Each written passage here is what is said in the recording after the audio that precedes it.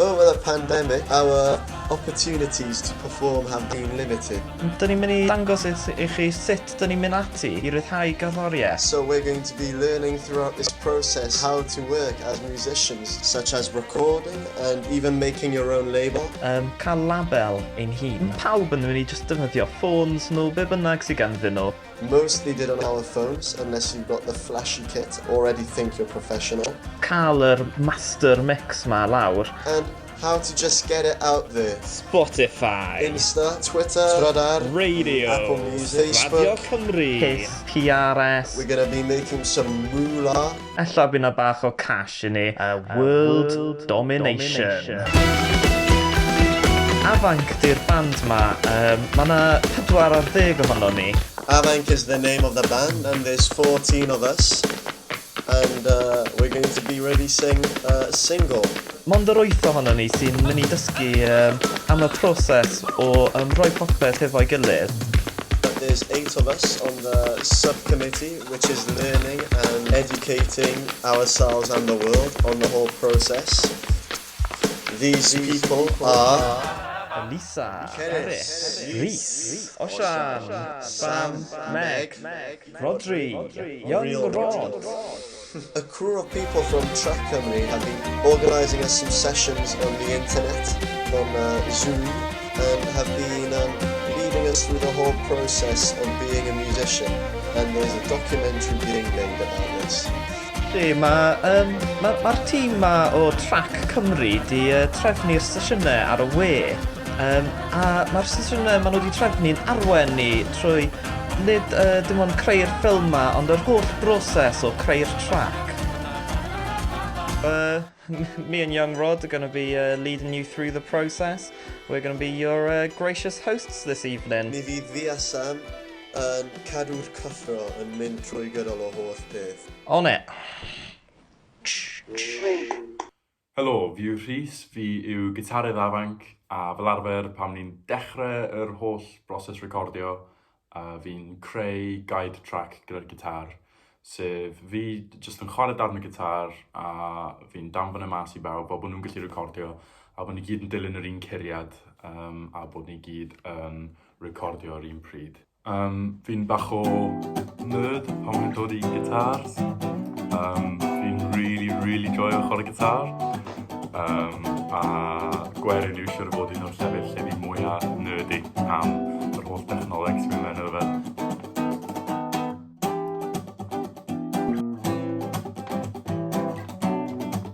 Felly, ar gyfer recordio hwn, fi jyst yn defnyddio fy gitar I sy'n Loudon, output mas fan hyn. Felly mae un o'r rhain yw pick-up o dan fan hyn, a wedyn mae un arall yw pick-up fan hyn, a wedyn mae microphone yn y gitar.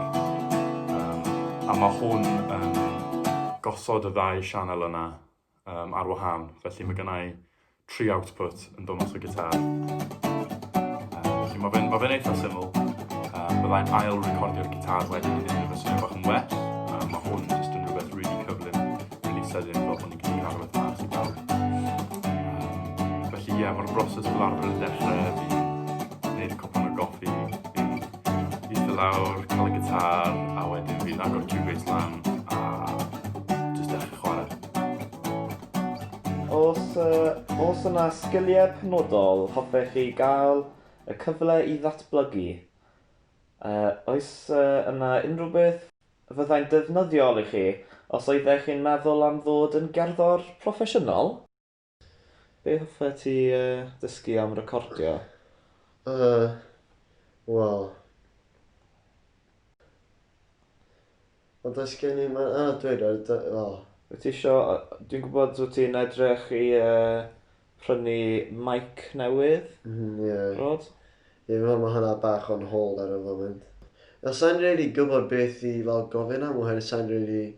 Does gen I ddim llawer o... Fel... Dydw I ddim yn... Felly ti'n edrych am rhyw fath o fel crash course ar recordio cerddoriaeth. Falle day trip I studio neu rhywbeth fel yna. Yn lle just mynd i'r studio I recordio, cymryd diwrnod I dysgu mwy. Ie. Mae'n syniad da, Rodri. Wel, syniad ti oedd e. Ie, well, that's true.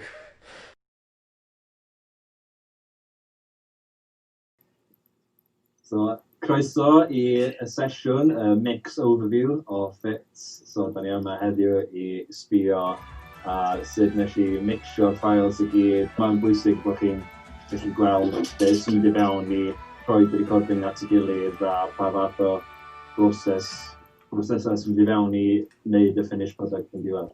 Gyda ni'r kick, snare a toms i kind of separatio. So.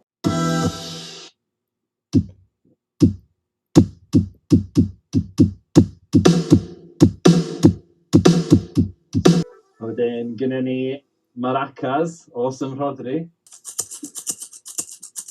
Ond bydd yn fwy lawr. A mae'n just kind of blendio fo'r drums. Na i mynd drwy tracks, na i gweithio fy ffordd i lawr.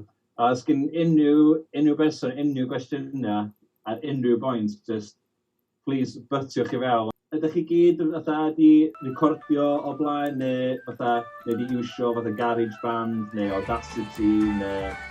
Maen nhw gyd gan yr un peth mewn ffordd, so sy'n cyntaf ti'n gwybod y basics a gwybod be i chwilio amdan yn y signal flow, gwybod sut setio fyny'r inputs, gwybod sut ti adio ar effects a iwsio'r EQs.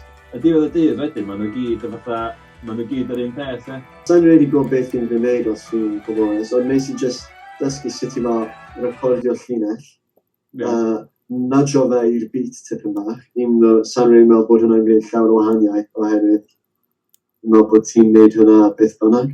Ie, pan ti'n recordio, fatha, ideally, ti eisiau just recordio ar y headphones a fatha, dim gael y mic yn agos i'r speaker, achos mae, fel os ti'n sylwi, mae'n just yn ei feedback loop kind of thing, a mae, it's not good, it's not good, fatha. Ond rhywun weird peth gyda pan oeddwn ni'n recordio, roedd e'n bob tro'n dod trwy'n delayed. So latency, iawn. So, gen ti input latency a output latency, iawn? Ti'n gweld hyn yma? A fydd di fel menu tebyg yn Reaper, Audacity, Cubase, Ableton, Pro Tools. So mae bod tro kind of fatha, o dan rhyw studio setup, audio connections, kind of thing. So, ar y funud, dwi'n iwsio'r Zoom audio device achos dwi'n rhannu'r audio fy chi. So, be mae'n neud? Be mae'n deitha fi ydy, ellai rhoi sŵn i fewn i Zoom a mae yna bron i dim latency. Achos mae a threshold i human hearing there ydy 7 milliseconds. Hynna ydy threshold. Unrhyw beth o dan hynna, a mae'r clust yn gweld o'n really anodd i clywed. So beth sy'n digwydd os mae'r input latency uwch ben saith? It's going to be late coming into the DAW, basically. Oh, okay. So, basically, iawn, clywed yn ôl, beth sy'n mynd ymlaen yn y software, ti'n rhoi hwnna on, a wedyn ti'n mynd i gael y latency. A mae hynna achos, mae'r sŵn yn mynd o'r microphone, mae'n mynd i fewn i'r computer, ac y latency ydy'r amser mae'r computer yn cymryd i prosesio hynna. Oh, ie. A rhoi y sŵn allan. Achos y problem a lot o bobl yn gael ydy, pan maen nhw'n cychwyn recordio, a wedyn, am bod y latency on, maen nhw'n cychwyn compensatio yn chwarae. Compensatio amdano fo. Ie, ti ddim yn gallu gwneud hwnna. Am bod pawb wedi recordio ar wahân, a bod o ddim efo'i gilydd, a fatha, ond just trio gael ei gyd swnio fatha unit ydy'r main thing. Yn edig fatha mewn folk music, lle mae just fatha reels a jigs a bethau, lle mae lot o noda a lot o bobl chwarae yr un noda. Mae gyd angen fatha swnio efo'i gilydd, neu mae just yn swnio'n mess, ie. So mae yna fatha bit bach o space, ti'n gwybod, mae pawb eisiau gwneud solo. So mae yna fatha bit yn canol, lle oedd literally fatha 8 bars o just floatiness, so mae pawb just i wneud solo. So dwi just i gael gorau wneud decisions, a fatha pa rei dwi'n meddwl sydd wedi kind of fatha weifio fewn gorau a sy'n kind of complementio i gilydd gorau. Cos ella'n gadael nhw i gyd i fewn, neu mae just yn fatha kind of the horror show, ti'n gwybod, just just loads of stuff yn fatha too much, fatha. I fi hefyd fel producer, fatha, dwi efo chdi bach o responsibility o obviously wneud pawb swnio'n dda, a trio gael y tracks swnio mor dda posib, ond hefyd fatha bod o'n kind of realistic hefyd. Wel, i'r band yma yn specific, mae'r basically, mae sut mae rhythm track, fatha the rhythm section yn swnio, hynna sy'n fatha make or break y recording I gyd, basically. Be dwi wedi gwneud yn y track yma ac y track cynt ydy just fatha chunk o'r corff yn swnio dda gynta. A wedyn, mae bod dim arall sy'n dod I fewn wedyn yn y mix yma, lle fatha fiddles, fatha high instruments, fatha, ti'n accordion, whistles, mae bod dim wedyn just yn fatha yn top, lle, a mae digon hawdd fatha gael hynna. So be dwi'n wneud lot I kind of simplify y proses ydy gweithio mewn groups. So be mae hein ydy groups fi gyd, fiddles yma. So gai just dod ar volume o'n nhw I gyd I fyny a lawr efo'i gilydd. Ond beth sy'n cool hefyd ydy bod allai adio yr un amount o reverb ar hynny gyd, allai fatha EQ nhw I gyd efo'i gilydd. So ti'n fatha'n creu y gliw na a compression nhw. So maen nhw gyd yn eistedd efo'i gilydd wedyn, so gen fi'r un peth wedyn i'r til yna.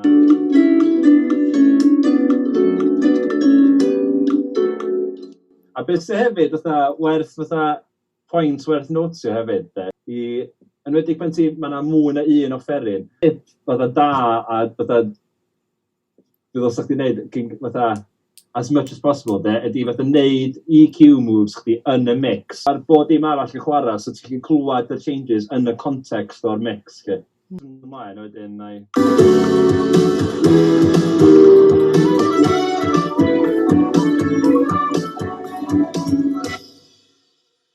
tip arall ydy wneud gymaint o posib o EQ-io chdi yn subtractive.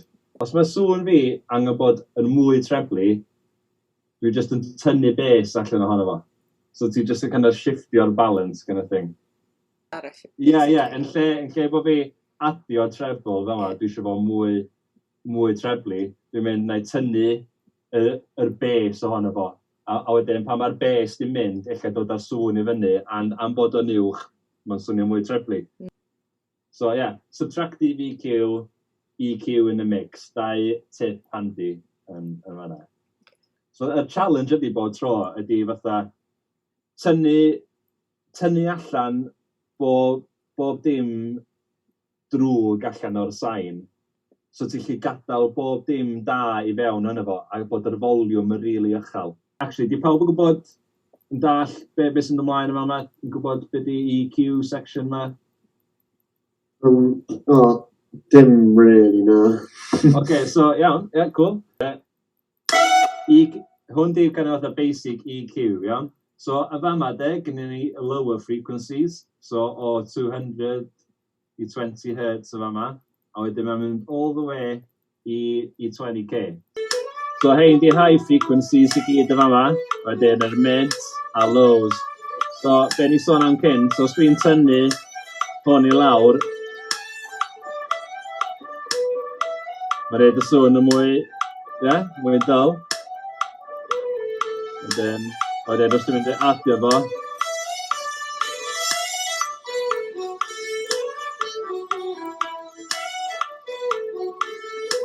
Yeah?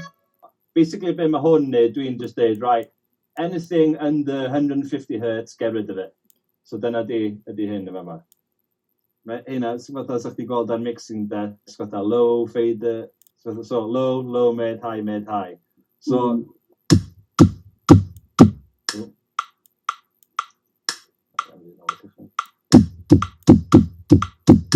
so hein di pop, lower frequencies,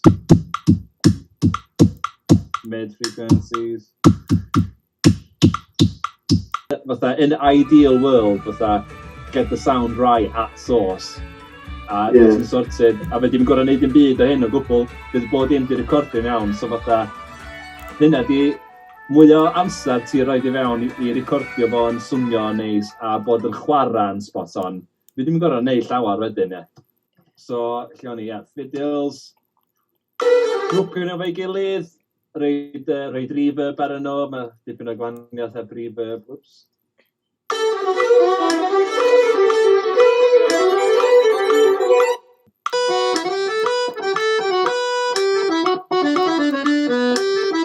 So yn y beth, tynnu lows off, tynnu bach o highs, adio reverb.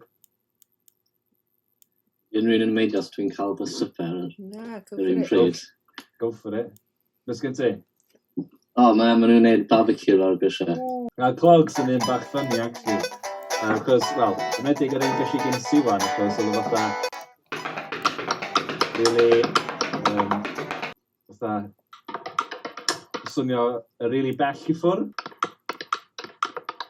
A really swnio fatha bod o dan dŵr rhywsyd. So dwi wedi really gorau gwneud quite lot i...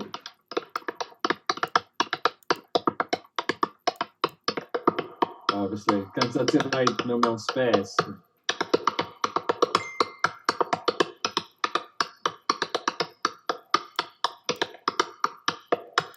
Just y gwahaniaeth mae just reverb yn neud.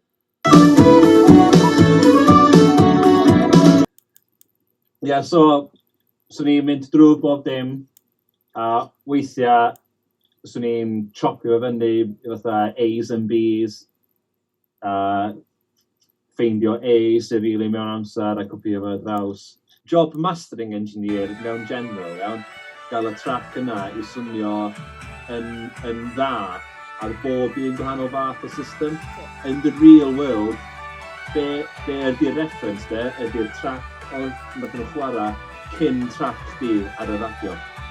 Basically, fatha, os ti'n recordio trac dy hun, fatha ti eisiau gwneud compario fo i trac ti'n licio'n barod, so cael reference track kind of thing. Cymryd y references yna just fel fatha sonic template a trio gael tracks chdi mor agos i heina bosib. Mwy ti'n recordio, y mwyaf ti'n mynd i fewn i'r mindset o fatha self-evaluation hefyd, a fatha self-criticism a gallu fatha stepio nôl a really meddwl fatha, ydy hwnna mewn amser, ydy hwnna mewn tune. Ddim tip arall, actually, exportiwch, fatha, os da chi efo demo, bounce it out, gwrando ar fo ar ffôn chdi, ar y Bluetooth speaker, gwrando fo'r car, gwrando ar fo'r T9 chdi, gwrando fo'n bob man, a wedyn neud fatha set bach o notes. So sut ti gael the best mix of all speakers, kind of thing. Gobeithio bod wedi bod yn useful. A fel ni'n deud, fatha beth mwyaf pwysig, fatha chi gyd di deud bod chi efo recording programs, fatha iwsiwch o a gwnewch chi fel hyn. Hyn os ti'n dangos ei neb, just fatha keep it flowing, man. Fatha, a hefyd, iawn tip arall de, fydd y byth yn perfect. Fydd y byth yn perfect, ie. So just gael i'r pwynt ti fatha, ti'n hapus efo, ie. Fatha bydd y mix byth yn perfect. Fatha, accept that. A neud i gysodio chdi oriau. Just mae gyd yn dan y music. Bydd y mix byth yn perfect, mae just cadwch ymlaen bod yn greadigol a iwsio fo, dysgu sydd i ddefnyddio'r programs yn iawn. Mae yna llwyth o tutorials online, ond fatha, ti'n gallu dysgu mor hawdd. Ond eto, ti'n gallu dysgu gymaint dy hun hefyd, heb dim un tutorial, just yn botio yn y gwmpas ac yn creu syniadau da. Os da chi'n stuck, Google it, message'wch fi, dos ar YouTube, fatha, don't let technology beat you, fatha. Happy recording. Diolch, Sam. Croeso. Ei, da iawn efo bod dim efo recordings fyd. A mae cool gweld y reaction da i march glas, so keep it going. Yeah. Awesome. Diolch. Peace. Hello.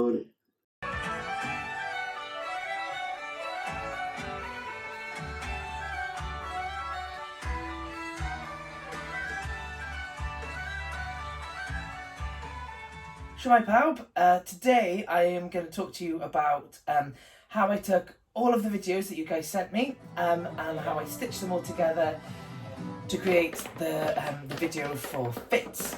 Now, the first thing I want to talk to you about is when you first import videos into Final Cut Pro, which is the editor that I'm going to be using. Now, it's important to sync up the videos of the people playing and dancing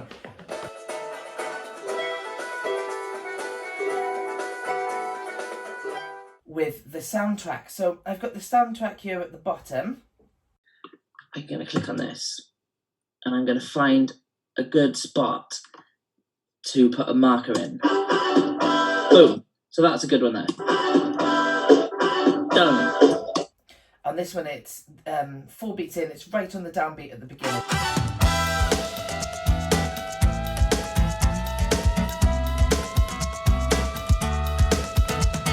Put the marker in the same place on the video with the sound up.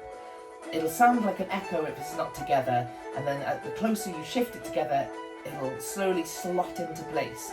And if the sound in the video and the sound on the track that you're syncing everything to, if it all clicks into place, you know that when you remove the sound from the video, you will have visuals that are perfectly synced with your soundtrack. I'll try and show you a little bit here with Rodri. So where is it?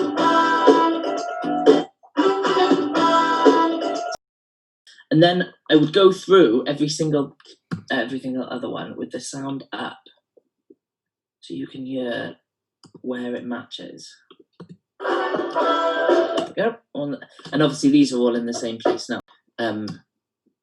The video's done. That is quite tricky because some videos, so like Elisa and Reese's, I had a nightmare with because they are perfect at the beginning, it's all synced in, but then by the end, they're quite out.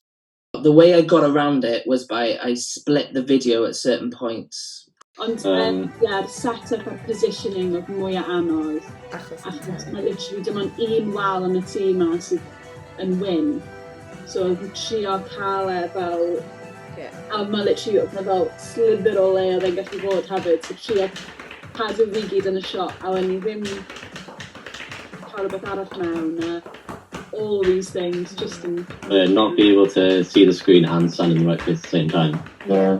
You'd have to put it in selfie mode, and I imagine that's not like got the best camera. No.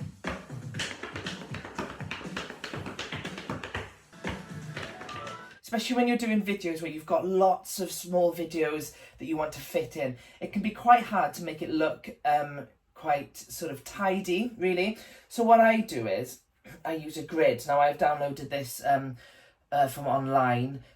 It's just called DH Grid. Good. Yeah. Would it have been easier if we all had the click track on the music we were listening to? Would that be easier to line up then? No, not necessarily, because the actual track I've got at the bottom isn't the click track, it's the actual track. But if the guide track that you got sent had a click on it as well, so it would have like a really clear transient. Yeah, it would do.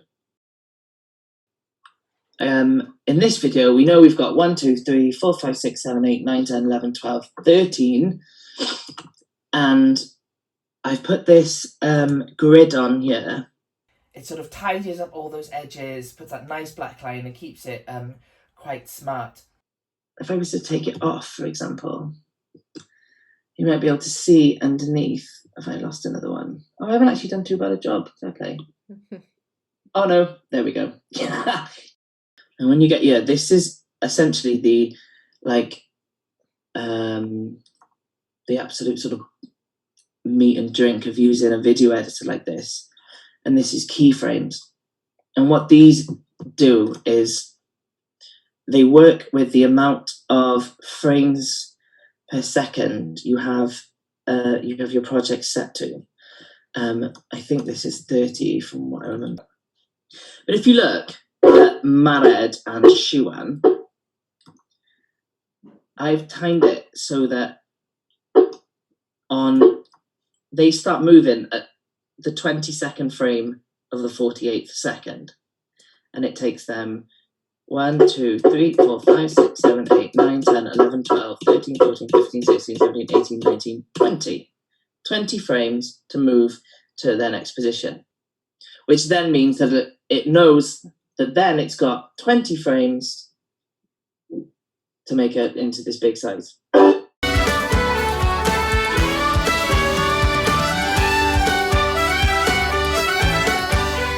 You can do this at home yourself, really. Yeah, but what I did do was go through with a notebook and write down in seconds where musical things were happening. The likelihood is that if you're the one playing, you know the track really well anyway. So, right, guys, I think this video is going to run out. It's less than a minute. Cool. So, should we say Mustan? Cool. Diolch. Just send me a message if there's any questions or whatever. I know you all anyway, so just, I'm happy to help. Iawn, diolch bawb. Ta-ra. Yr pwynt nesaf yw ryddhau cerddoriaeth. Ti eisiau dysgu mwy am sut i ryddhau cerddoriaeth? Beth yn union ti angen? I just can't battle panel Sandy and mention her. Oh my wow, she's so terrible. Come on, Rod. Mention her fel pissed BBC introducer I just gwybod sut mae'n gweithio really a fel pa fel opsiynau sy'n posibl ddefnyddio I gwneud yn siŵr bod na po fwyaf o publicity a sy'n bosib. Nice. Wel, na roi bach o gefndir pyst, oedd fi a Alun nath gychwyn pyst yn dechrau sylweddoli bod na fwy o labeli annibynnol yng Nghymru ac artistiaid yn releisio hunan, recordio hunan, ond bod na ddim really unrhyw fodel lle o'na yr gwasanaeth hyrwyddo na sydd yn gallu bod mor bwysig I labeli a artistiaid, especially pan ti'n gweithio yn rhan amser a trio ffitio bob dim I fewn. So, nathon ni gael sgwrs efo'r cwmni da ni'n gweithio efo enw The Orchard, maen nhw'n distributors rhyngwladol, digidol, a mae gynnon nhw portals, setups eitha pwerus lle ti'n gallu basically cael un o dan yr enw pyst, a wedyn mae pob label wedyn yn gallu cael login a admin I portal I hunan mwyn pedag a dosbarthu music I hunan trwy'r portal yna. A wedyn da ni fel pyst, fel pont rhwng y label a The Orchard, efo unrhyw snag sy'n o ran dosbarthu, ond ella fwy efo lot o labeli wedyn, da ni'n gweithio ar yr ochr gwasanaethau efo nhw, ac yn siarad trwy schedule o releases gynnyn nhw yn dod bod o ar draws y misoedd neu'r blwyddyn sydd I ddod, ac yn helpu nhw trio cynllunio amserlen I roed y gorau, y cyfle gorau i'r music yna cyrraedd gymaint o bobl a cynulleidfaoedd newydd a ma'n gallu. A da ni'n gweithio efo nhw wedyn ar yr ochr PR a helpu creu y press releases a mae gennym ni database da ni'n gyrru PR sy'n ar ran y labeli. Da ni'n gweithio efo radio a trio cadw fyny perthynas cyson efo nhw I pitcho music, bod o'n singles neu caneuon off albums efo bynnag I bod o I gael first plays neu cyfweliad neu just trio cael nhw I chwarae tracks oddi ar yr album neu reviewio'r albums. Da ni'n neud y bryn peth efo blogs a press yn gyffredinol. A wedyn ar ben hynna sydd problem gwaith mwy diweddar ar yr ochr platforms digidol fel Spotify ac Apple. Da ni'n gweithio yn agos yn trio pitcho I gael caneuon I mewn I playlists gwahanol ar Spotify ac Apple, a y syniad fanna yn amlwg ydi trio cyrraedd cynulleidfa lot mwy ar draws y byd, achos mae yna lot o bethau yn bod efo Spotify fel da ni gyd yn gwybod, ond hefyd mae o yn ffordd I cyrraedd cynulleidfa mawr os da chi'n gallu gael placements mewn playlists. So da ni'n gweithio'n eitha agos efo efo'r labeli ag artistiaid i pitcho am heini, sydd yn debyg iawn i sut ti'n pitcho i gael music i fewn i siopa ar y stryd, lle ti'n sgwennu allan marketing highlights a drivers a rhoi bach o overview o beth ydy gynllun di o ran y release a lle ti'n teithio pan mae hynna'n gallu digwydd, a unrhyw highlights ti'n cael yn y gorffennol bod o'n wedi cael ei chwarae radio, neu wedi cael reviews da, neu wedi bod ar teledu, neu be bynnag. A mae hwnna i gyd yn creu pecyn sy'n helpu rhoi darlun i'r editorials yn playlist i benderfynu os dyn nhw'n mynd i roi caneuon i mewn ar y playlist neu ddim. Beth yw'r cam nesaf? Just achos mae'n rhaid, so ydy'r label di set fel beth, so ti'n sôn am gwaith papur a'n mynd mewn am beth so, like, ble dyn ni am, beth sy'n beth eisiau ni wneud, kind of thing, fel y cam nesaf, neu sa'n gwybod os mae'n gam. Ond os mae chi ydy'r label, fyswn ni wedyn yn gyrru y cytundeb i chi i sbio drosto fo ac i ddod yn ôl ata ni neu i fynd i lle bynnag da chi eisiau mynd i holi amdano fo, i sicrhau bod ni gyd yn glir ar hwnna ac yn hapus ac unwaith yda ni, sa ni'n arwyddo fo, os ni'n arwyddo fo ar ambys, fysa rhywun yn arwyddo fo ar ochr y label, a wedyn, swn ni wedyn yn setio fyny'r portal i chi allu dechrau dosbarthu music fel label, a unwaith mae hynna wedi wneud, fysa ni Pyst, fi a rhywun arall sy'n gweithio fi yn Pyst, yn helpu chi setio release gyntaf i fyny, achos swn i'n mynd i disgwyl chi wybod sydd i iwsio'r portal heb bod ni yna i ddechrau o leia i gerdded drwyddo fo i gychwyn. Diolch o galon i chdi de. Croeso. Ie, diolch fawr iawn. Dwi'n meddwl ella unwaith da chi wedi cyrraedd a gyda ni portal, ddylwn ni drefnu sgwrs fel fyswn ni efo unrhyw label am cynllun yr release. So, unwaith da ni wedi setio hwnna fyny, fedrwn ni siarad am beth sydd yna i hyrwyddo a unrhyw gynllun, a fedrwn ni dechrau rhoi cynllun at ei gilydd efo'n gilydd. A dyna sut da ni'n gweithio efo bob label, so, yeah. Ond unrhyw gwestiynau yn gyffredinol, rhowch shout, ond unrhyw gwestiynau i gychwyn ar y cytundeb, then, a'i siarad chi yn y dyddiau nesaf, dwi'n cymryd, ie? Awn ni mlaen i'r pwynt nesaf, marchnata a PR. Brackets, cyfryngau cymdeithasol, etc. close bracket. Fel golwg online na, sy'n gwybod. Golwg 360, ffidlwr gorau Cymru. Ffidlwr prysura Cymru.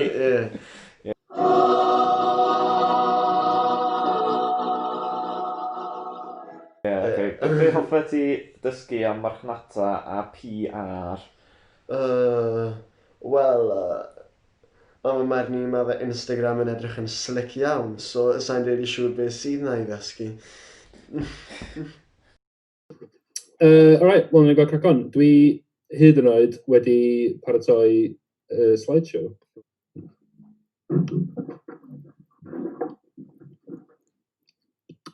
Okay. Any questions along the way, just chip in. This shouldn't be me just spouting the whole time. Just anything you wanna raise. Hello. Hiya. How you doing? Ti'n Could be better. Just ar fi'n dechrau ail cyfnod o hunanysu am 2 wythnos. So gwnaethon ni dechrau hunanysu ar ôl 5 dydd, ond turns out gynnau un o'r pobl naeth ddim cael symptomau tro diwethaf. Newydd dechrau cael symptomau.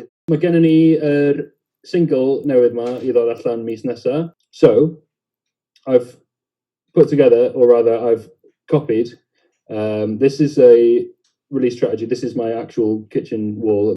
And as you can see, the release date down there in the middle, Monday, November the 23rd, is when the single is going to be available on Spotify platforms, etc.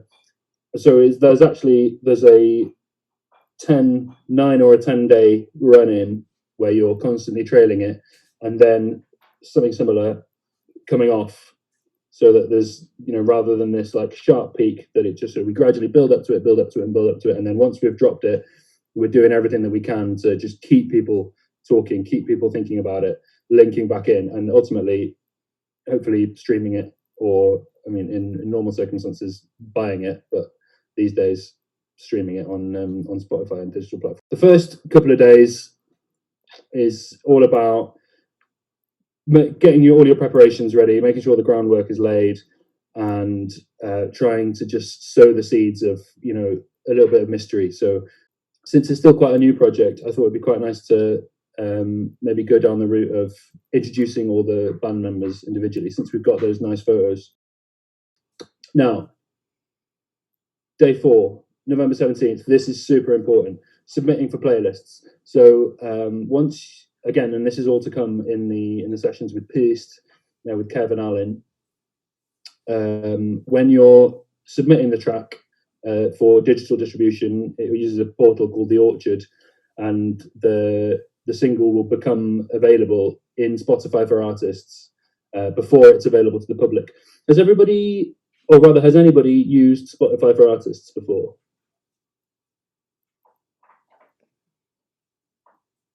Mm-hmm.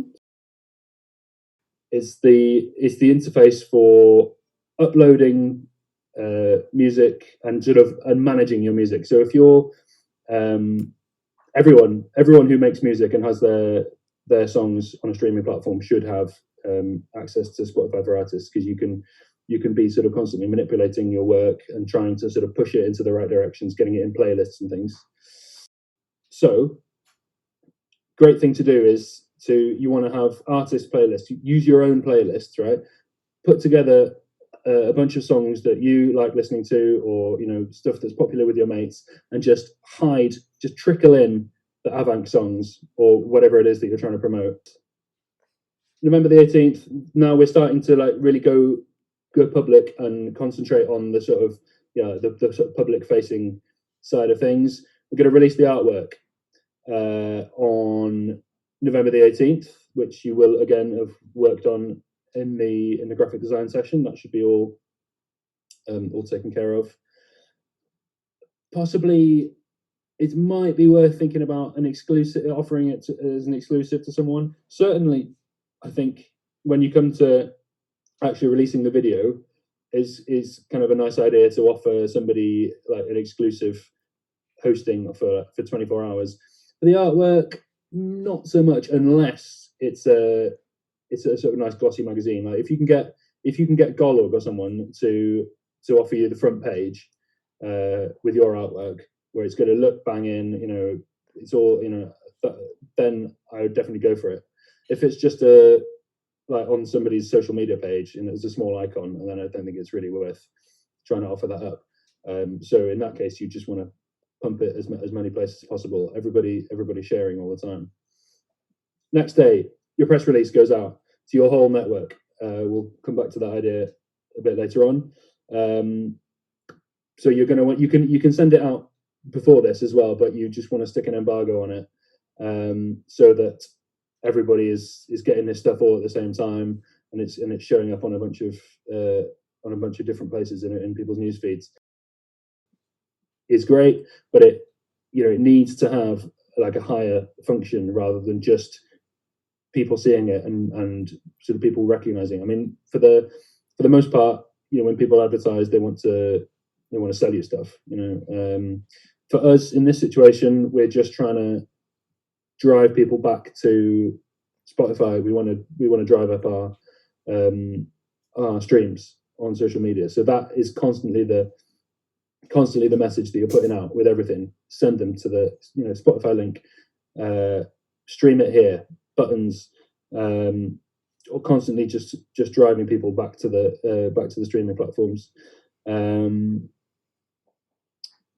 just thought of something else that I was going to say then, but I've forgotten it. Pwynt nesa, eich gyrfa fel cerddor, mynychu showcases fel Focus Wales a FX. Well, fi di gwylio bach o'r Apprentice, so... I'm not a one-trick pony, I'm a field full of ponies. Huh? Apprentice quotes. Go on. Who do you have in your network and in your gift who might feasibly do you a favour and tweet about it. I mean, there's probably not much point you sending a DM to like Kim Kardashian or someone who's like a big shot influencer, but there are people, especially in Wales. This is sort of the great thing about being in a small country, is that the levels of separation are that much smaller. So you can quite easily, between you must know people who are quite, who'd be quite influential. Like, I mean, between you, how many phone calls do you reckon between you'd have to make to get in touch with like Hugh Edwards, for instance? No, one. One. You know him? No, I mean, I need to make one phone call to get in touch with him. There you go. Yeah, probably. Right. Well, that's your homework. Oh, cheers. Elisa can do it. I think she's got his number. So the last one, just make sure that everything is lined up for the following week, because all of your social media outlets and everything is should be really kicking off in the following week. So you want to be making sure that all the videos are uploaded properly, that they're ready to go, and you're not going to have an embarrassing moment where this thing's supposed to be going live and I don't know who's got the master file, or I can't get on the Wi-Fi. But everyone who needs good photos of you has got it. That you've all set up all of your media appearances that you should be doing. That you know what the point of contact is. That you know when you're going to check in. This is all just about logistics and forward planning.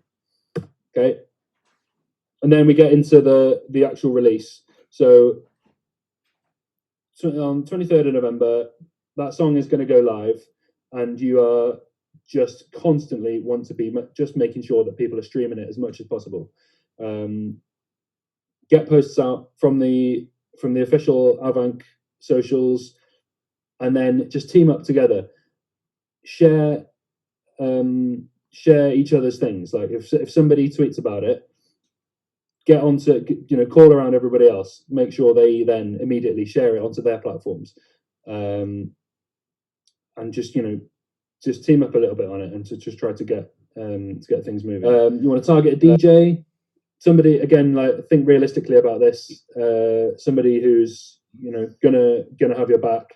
Adam Walton's fantastic for he really cares about emerging artists in Wales. He's a really good person to target. Lisa Gwilym, likewise, super conscientious, would really go the extra mile for artists. You just show your humble side. To wrap it up and say thanks to everybody for you want a big list of thank yous. Make people feel genuinely engaged, that they've show that you appreciate them coming on this journey with you.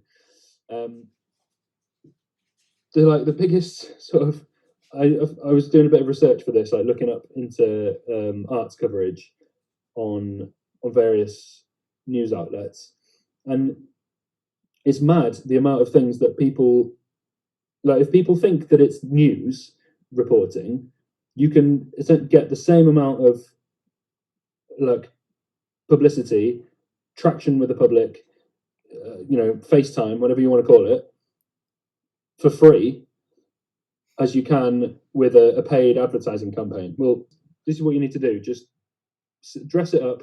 You're just selling. Well, that's all you're doing. Get the information out there. The call to action. What is it that you want people to do, and find a way to dress it up as news. Now, take a look at that. That is genius marketing. But like the parks around you have herds of cows in them. Oh, really? Yeah, so like I can sometimes see them outside my window. It's just a little herd of cows just grazing. So I mean, we've been planning on using that for social media for a while, but obviously I can't. Well, cows are obsessed with music. Have you seen that? Yeah. Have you seen that video of the guy with the trombone? Like, yeah, get down there with a ghetto blaster with the new single on there. Oh, yeah. Sort of serenading cows aside, let's have a little think about what is it what's the main hook of what we're trying to put across with this record and this press release? What do we want people to mainly take away? That we're a youth ensemble and we've been doing stuff over lockdown, and this is where you can see our latest video, and this is who we are, and you can check us out on Spotify, basically. Folk music can be cool for kids. What about the what I find interesting about, and what is different about this time around? Seize the initiative. You're setting up your own label, for goodness sake. You're bringing it all in house. That, I think, if I was reading about it, that would be the thing that would really interest me, because lots of bands are doing this thing, like recording music in isolation and releasing, aren't they? But I'm not sure how many people are actually have gone this far and setting up their own label. Once you've got your press release written up and it's all watertight, it's about knowing where to send it out to. And a lot of people I find, and I used to do this a lot as well, sort of I used to feel embarrassed about sending stuff to, especially people who were like higher up, big time producers, the BBC, people on Radio 3 shows or whatever. If you're the arts editor of The Guardian or something, I used to feel like that I needed permission to send stuff in. And it's like that thing of when you're in primary school, like being in the newspaper is like a huge deal, and you assume that it's some kind of meritocracy. It's not at all. The stuff that gets printed is the stuff that people have sent in. Networking events, I mean, again, this is not something that is happening at the moment, but things like Focus Wales, I know Focus Wales was on the cards for us this year at one point. AVANC. Yeah. And things like, probably like trade fairs and things. When you find yourselves at those conferences, really, the artists are the ones who really need to support each other. And that's that sort of, that support network and that kind of camaraderie with people is ultimately more valuable. Being nice to people who are on the same rung of the ladder with you is more going to do you more good down the line than buying a pint for someone who like used to run EMI records or something. Because it means that when you need to call somebody up and ask for a favor, ask them to retweet your thing or to do a cover version, they're much more likely to do it. Is it realistic to ask for some copy by, say, 5 o'clock on Friday? I was going to get books from the library, except I need to self-isolate now, so I needed to get them to deliver it. And you have no excuse, Rod. You literally can't leave the house to do anything else. Yeah. Yeah. There you go, sorted. Nice one, dudes. Diolch, Patrick. Diolch fawr. Share computer sound. Na I just wneud fy desktop. Wel, diolch yn fawr iawn I ti hefyd am drefn y hyn.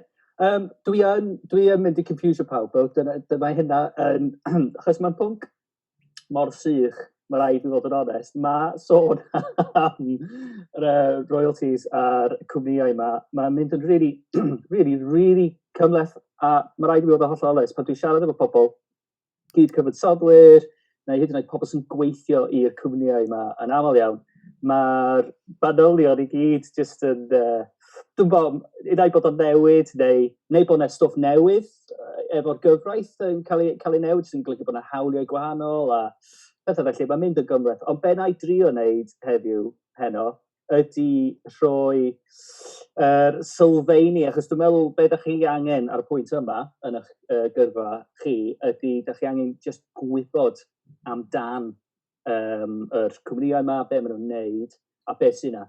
Fel bod chi, pan da chi yn yr stafell efo pobl sy'n gwneud penderfyniadau ar eich rhan chi sydd yn mynd I ddigwydd, bod chi yn y sefyllfa I fedru dweud, wel, be am hyn, neu be am llall.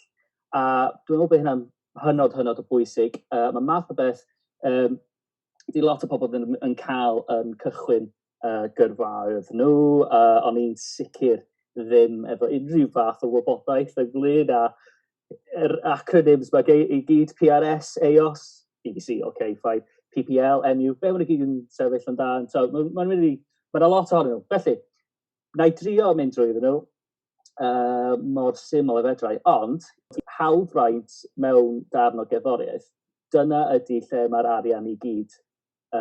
Unwaith i chi greu hawlfraint yn y darn, sut ydych chi'n gwneud hynna, nawn ni drafod hynna. Mae'n bwysig iawn, mae copyright is king. Performing Rights Society, mae'r gair performing na mor confusing, mae'n golygu pethau gwahanol ar gyfer gwahanol bobl. A dyn ni sôn am eich pro fan hyn. Pro ydy Your Performing Rights Organisation. A hefyd, byddwn ni sôn am EOS, sef yr PRS Cymreig. OK, so, lle mae'r arian i gyd? Dwi wedi dweud doodle bach fan hyn, reit? Ydych chi'n gweld hyn yn symud bach? OK, mae'n mynd yn gymleth. Ai drwy hyn, mae'n mynd. Holl bwynt hyn ydy ddangos y chi faint mor gymleth ydy'r llif yr arian, OK? Mae dal yn sgwennu. A dyn ni wedi cychwyn o'n hyn efo'r cyhoedd, efo'r consumer. A mae'n cario ymlaen. Cycha, lle dyn ni'n mynd o'n? Jyst i esbonio, ar y ochr dde, dyn ni sôn am yr cwmnïau sydd yn edrych ar ôl arian tramor, ac ar y chwith, dyn ni sôn am y cwmnïau neu asiantaethau sy'n edrych ar ôl yr arian o'r Deyrnas Unedig. Ond, beth sy'n bwysig amdano nhw ydy bod nhw gyd yn siarad efo'i gilydd. Felly, ydych chi'n gweld y croes yma, y saith yma, mae'r asiantaethau tramor yn siarad gyda PRS a MCDS, ac yna, wrth gwrs, yn siarad efo fersiwn Cymreig hefyd. Syniad o beth sy'n mynd ymlaen pan ydych chi yn aelod. Ydych chi'n cael ydy rhestr o daliadau, breindaliadau, royalties, drwy'r post, 4 gwaith y flwyddyn. OK, so mae gyd yn dibynnu ar lle ydych chi'n anelu i ryddhau y trac yma. So, lle ydych chi'n anelu tuag at ryddhau hyn? Sa'n credu bod ni'n mynd i fod yn gwneud unrhyw copïau caled, mae fe gyd yn mynd i fod yn ddigidol, so ffredio a wedyn rhyddhau fideo hefyd. OK, so, o ran y fideo, ydy hynna'n mynd i fod online, ynddi? Ydy, ie. OK, reit. Wel, yn y lle cyntaf, sortio allan pwy sydd wedi sgwennu'r gwaith, cael enw pawb, pwy sydd wedi perfformio pob dim. Cam nesaf yma ydy, os da chi'n gwneud hyn eich hunain o dan AVANC, ydych chi yn gwmni cyhoeddi chi eich hunain? Da chi angen, mae'r cwmni recordio yn mynd i gofrestru y darn o gerddoriaeth efo PRS. Ond, fel cyfansoddwyr, da chi'n gallu gwneud hyn eich hunain. Dwi wedi gwneud hyn efo hyn ar gyfer cerddoriaeth clasurol o hynna gyd. A mae'n weddol hawdd. Mae jyst yn admin cofresu rannau efo PPL, a bod hynna i gyd o ran yr ochr perfformio.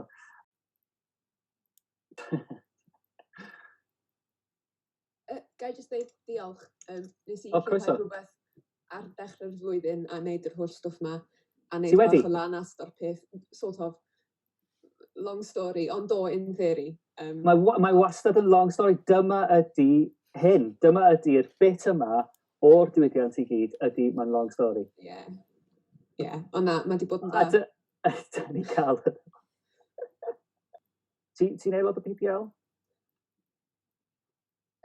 Nes i trio, dwi'n meddwl nath o weithio. Yeah, OK, yeah. That's it, yeah, absolutely. Ti am mis yn ôl, dwi angen sortio hynna, nes i cofio reit ar dechrau'r cyflwyniad yma. Mae'n nightmare. Oedd o bach o nightmare, ond... Steb, really, eisiau gwneud yr ochr yma o'r diwydiant da. Oedd o gymaint yn haws sôn am IKEA os oes dweitha. Mae'n mwy o hwyl. So, diolch. A diolch i chi. Sori am drysu chi am y 2 awr dweitha yma, ond...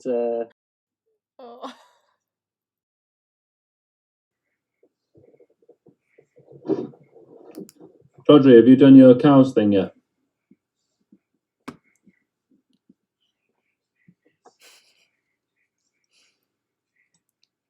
Have you got any ideas about what colours you want to use at all, or have you discussed? Is it kind of black at the moment?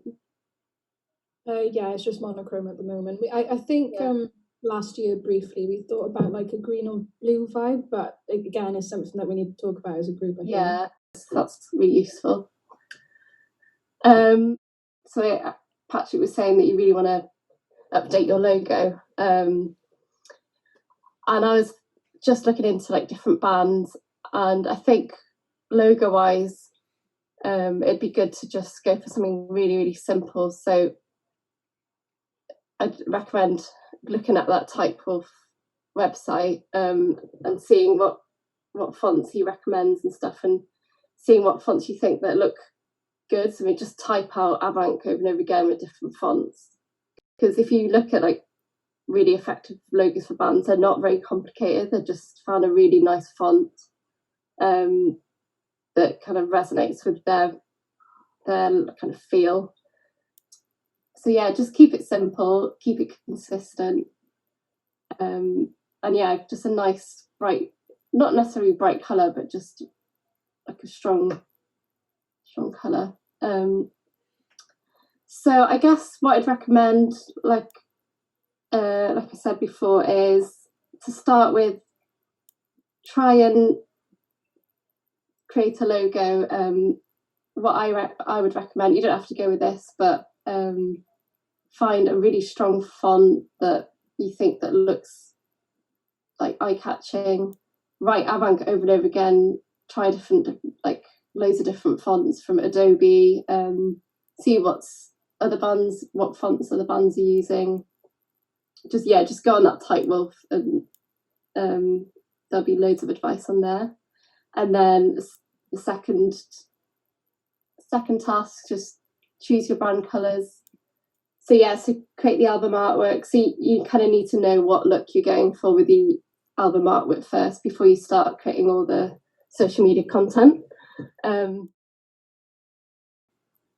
Yeah, I think CVs or like letters on headed paper, anything that looks sort of semi-formal.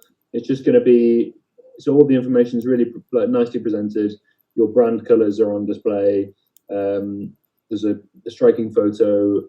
The links to all the files of audios and photos and videos are all clearly there. Probably a CV is probably the closest thing that's likely to have a template for it. I search letters. So you'd again change it to the brand colour, and then make sure that the font is the right font for your brand. So my body text, it should be Helvetica in my case, and then maybe at the top use one of the banners you created, or I think you can resize that. But yeah, it's pretty easy to use really, and it does a lot of the design work for you. All your promo photos carefully sort of curated in one place, link to the video, link to high definition of the single, so in WAV. So those. In the release strategy on day 3, there is a section called the story so far, and I thought this might be a nice opportunity to just introduce people to the different members of the band, because there's lots of you, and it'd be nice to sort of get people's individuality across a little bit. Quite good. When are we actually going to decide on like this colour and stuff then? Soon. Should we ASAFP. Are we going to have like a Zoom meeting where we'll basically tell each other what colours we like? Or great idea. Yeah, well done. You can set that up. I'd start off with the Pinterest. You got the job. Yes, Pinterest. Okay, I guess I'll do a cheeky post on the AVANC Facebook group. I'll get that all sorted. Yeah, love it. Excellent. Start with the ball rolling. Keep it simple, I would. I'm on urban design. I needed to analyse it. I had a call with my parents. Diolch I chi. Diolch am y gwahoddiad. So basically, I'm a photographer that specialises in a bit of everything. So anything to do with people. But what's extra special about me and my passion is music more than anything. And recently I've started releasing my own songs. And I've had inspiration of how more important photography is when releasing music. So, fel chi'n gweld fyna, mae yna drawstoriad o gwahanol gymysgedd o lluniau o bands. So, o'r soundcheck lan at perfformio llwyfannau mowr I lluniau hollol random gerdded ar y stryd sydd wedyn ni yn mynd mewn I cylchgronau fel selar a golwg ac ati, pethau fel yna.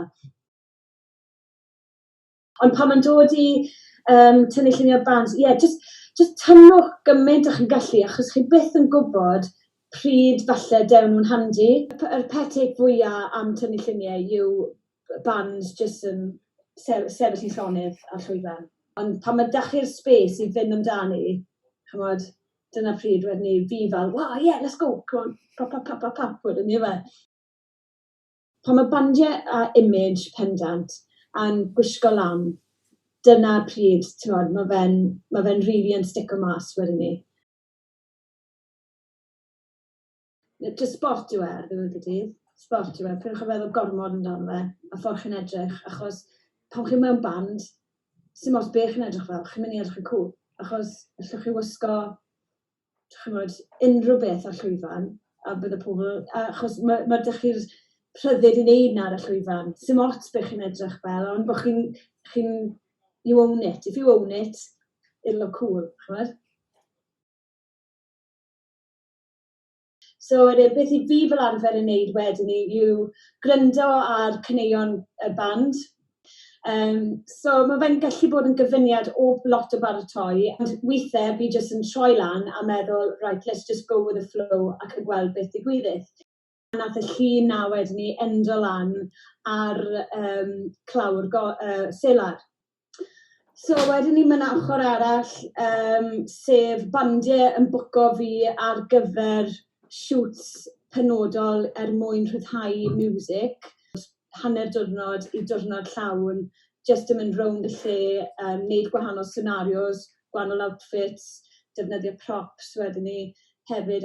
So mae hwnna wedyn ni yn creu lot o ddeunydd ar gyfer marchnata. Mae fe'n creu deunydd ar gyfer clawr, a hefyd yr lider ymgyrch marchnata sydd angen mynd gyda rhyddhau cerddoriaeth. So, chi siŵr yn meddwl, right, well, pam maen nhw reit ar y gwylod, a pam mae fe'n portrait, a pam mae gymaint o space. Weithiau, pam chi'n meddwl am wneud shoots ar gyfer magazines a pethau, mae'n wastad yn neis cael gwagle mwyn y dylunnydd, defnyddio'r gwagle yna I roi text, I roi erthygl arno fe. So mae wastad neis cael combination o lluniau agos, lluniau hirsgwar.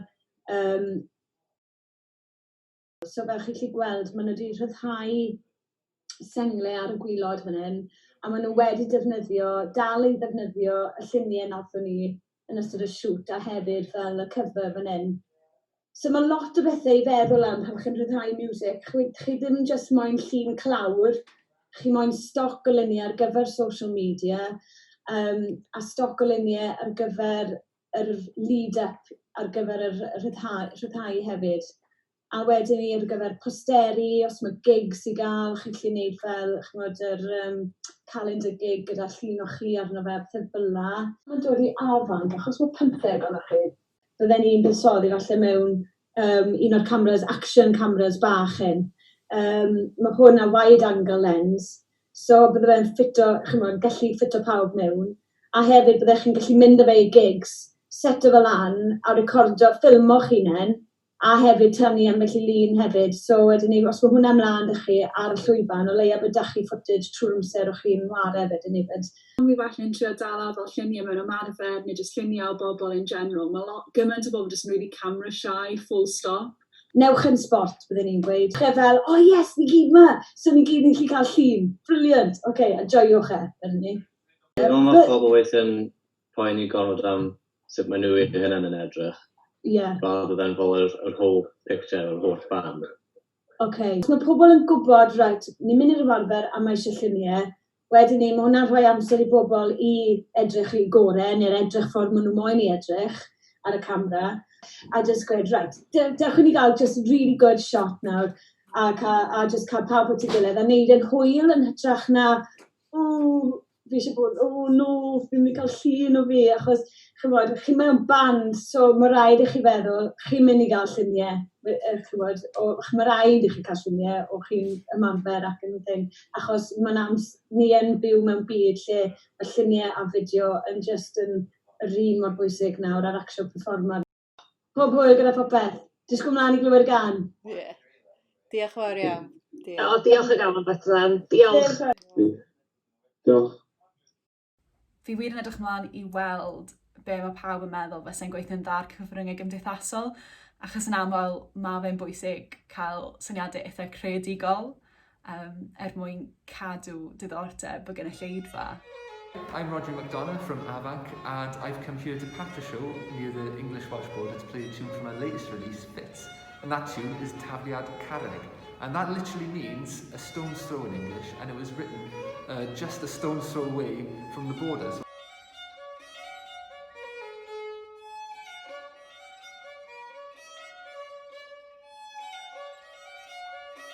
Nes i byddwn ni trio wneud bach o content i'r socials, just trio cael pobl i gwrando'r track, really. Oh, hi, didn't see you there. You just caught me right in the press release for the new AVANC track, Fits. We've been working on, writing press releases recently. Had a chat to Pat the other evening, and we were just kind of figuring out, what we should really put into a press release. Thinking about putting in a bit to explain how we made this track, what our inspirations were, inspire kind of an interest in the muso types that are going to be reading this, all the TV DJs, radio DJs even, who knows, DJs somewhere. It's going to be coming out on the 23rd of November. Happens to also be my birthday, but that's cool. Quite excited about that, actually. And really, I'm just trying to keep it, really sort of short, sharp, snappy, great answers, great questions, and just convey the great track that's going to be coming out. Give it a listen. So, fi'n mynd i trio wneud social media video I fynd gyda y track Fits. Fi'n bod fi 10 costume change, a fi'n mynd I olygu fel split screen, so bod ochr gwaelod yng nghorff fi'n newid yn i'r top. So, fi ddim yn siŵr os fi'n esbonio fe'n dda, ond fi'n gobeithio be fi'n creu ar y diwedd, wneud hwnna kind of wneud sylw I bawb. So dyma look rhif 1. The clock shop ages, so fel am gymaint o hynna amser, so oh my gosh, look rhif 2. OK, fi'n meddwl tan i'w 5 yw hwn, o fi'n teimlo fi'n colli track erbyn hyn. Rhif 9 yw hwnna, fi'n credu, so yr un ola. A yn ôl hwn, fi'n credu cael bwyd. Sut ydych chi, siwmai, symai? What's the agenda? Anybody done their homework? Fair enough. Okay, so basically, I had an idea. This is more of an album cover. That was my idea. What Yana said, we're going on the principle that we're going to have a logo which is just the AVANC in a certain typeset, and then a picture. Oh, what's if I go on, is it Adobe Spark? Let's see what fonts they've got. Should we just go through the fonts and choose what we like? Great idea, we'll go through every font ever. Oh, look, click on that. Oh, okay. That might be free pictures. Yeah, no, it is free picture from L'Oreal. There might be ones of the rest of them. That is. Yeah, that's quite nice actually. We didn't make it, Rod. Is that it? Is it no more? This is what Pat was on about. You should actually, search message him. for the What's his name? Oh, pick your colour. You want this? Yeah. I don't know if it'll actually work for a logo though. That's just a nice colour. Or like work as a. I feel like, I know what I mean. Like it definitely should be in this. On the cover of the map glass thing on Spotify, it's like black and white, and then there's a very obvious bit of blue. Pretend that Harry was actually thinking outside the box when told to wear black and white, and he showed up in a reasonably bright blue t-shirt. Oh, Harry! Ti'n iawn, Harry boy? So we're trying to find a green or a blue colour for the branding for March Glass, for Fits. And we noticed that in March Glass, on the cover, you're the only one wearing blue. And we thought, what if we sampled that and used that as the branding for Fits? That blue will now be the AVANC colour. And we do have are we going to build on the theme of patterns? Yeah, I'm looking at the website that, Ieuanna told us to look at the type pool. Once I figure it out, I'll do it and screenshot.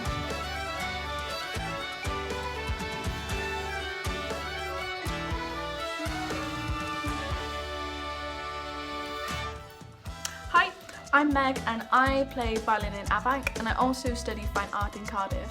So I'm in charge of doing the graphics for the reboot of our aesthetic ready for the launch of our new track. So here we go.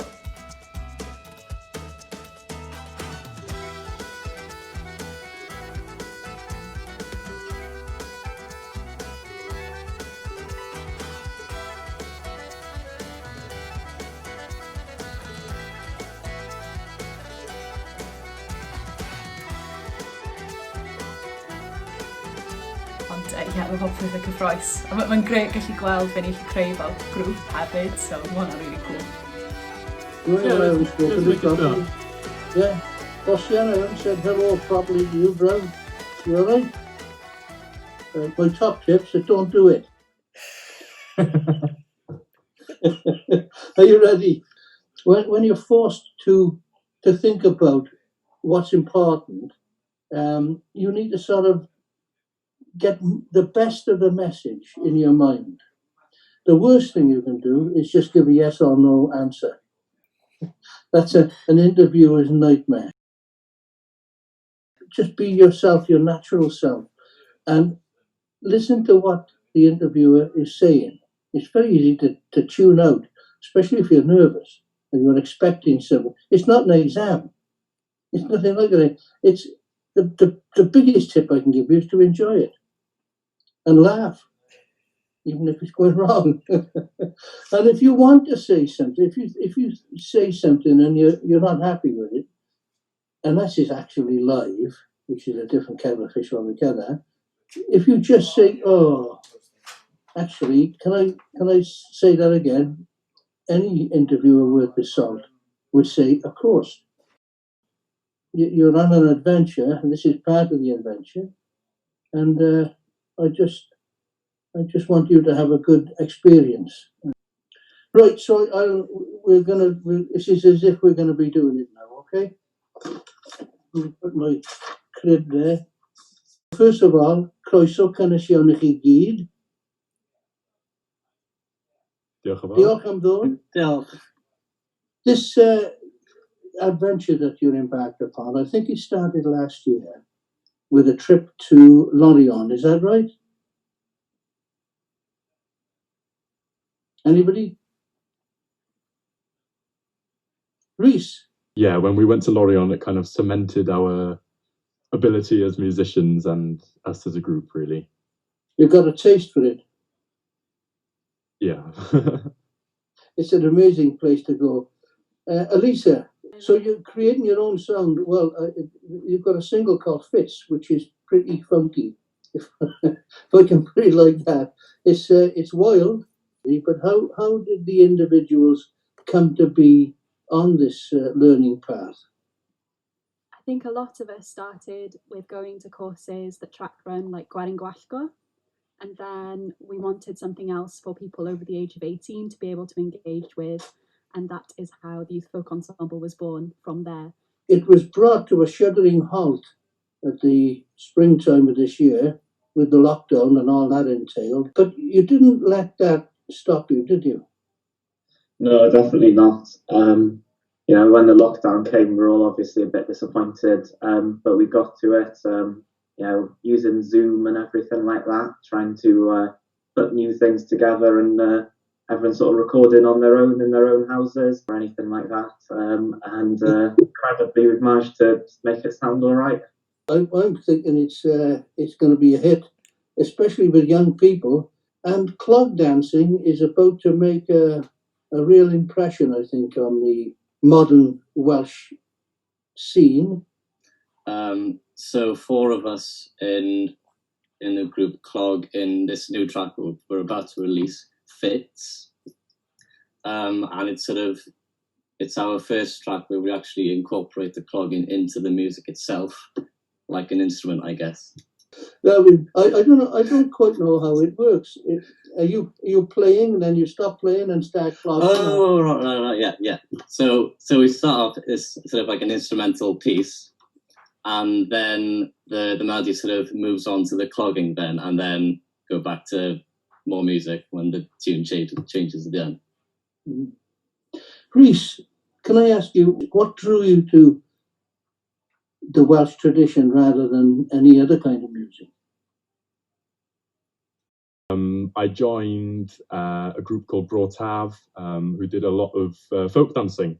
And so I started off kind of doing a lot of dancing and learning some clogging there. And then eventually I got really interested in the music that was being played. And I got really interested in joining the band who was playing for the dancers. But yeah, I mean, it's a really great experience, and I really enjoy it. Kerry, how are you? Hello, I'm good, thank you. What's your role in the band? I am one of the harpists. I play the triple harp in AVANC. Wow, there are not many of those about. There aren't. We're a rare breed.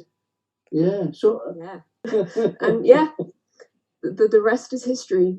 And it's a real pleasure to be amongst sort of really talented people, you know. Well, it's an amazing success story, really.